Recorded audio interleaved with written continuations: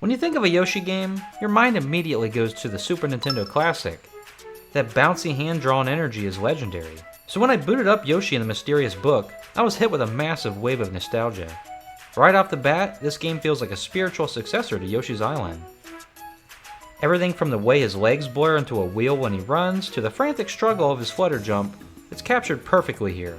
But don't let the familiar looks fool you. This book has a very different story to tell.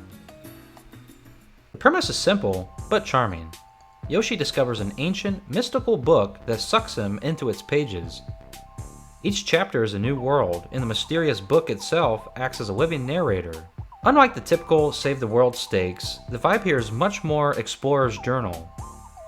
You aren't just trying to reach the end of the page, you're trying to understand the world within it. The music backs this up perfectly. It's whimsical, acoustic, and has a signature Yoshi chill factor that makes you just want to hang out in the levels. Now let's talk about the gameplay mechanics, because this is either where the game will win you over, or lose you. In Yoshi and the Mysterious Book, you can't actually die. There's no game over screen, and you don't truly take damage in the traditional sense. I'll be honest, for some of you, that lack of punishment might be a turnoff. If you're looking for a platforming challenge that tests your reflexes, this isn't necessarily it. However, the game replaces the fear of death with the joy of discovery. It's less of a platformer and more of an exploration game, if you will. The core gameplay loop revolves around the creatures you meet. Every creature has unique traits, and the real win is to figure out how to use them. Enter a level, find a new creature, and experiment. There's so many secrets tucked away, not just within the levels themselves, but each creature has an ability with hidden layers to it. Maybe a monster can help you destroy terrain, while another helps you destroy big rocks. Some can even go reach items in tiny places for you. And if you're a completionist, the hidden flowers are back.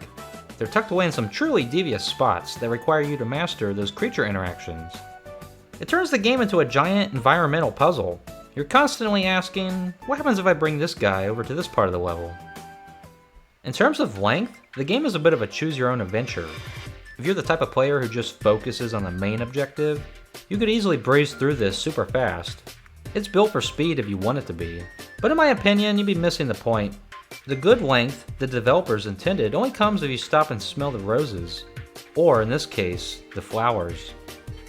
Yoshi and the Mysterious Book is a cozy, low-stress journey that feels like a warm hug from the 90s, even if it lacks the bite of a difficult platformer. It's about the curiosity of the what if. If you can get past the lack of a game over or damage, there's a lot of magic to find inside these pages. Before this game came out, I had a lot of skepticism, but after playing it, it's a lot of fun, and I highly recommend it. Go play it, and I'll see you next time.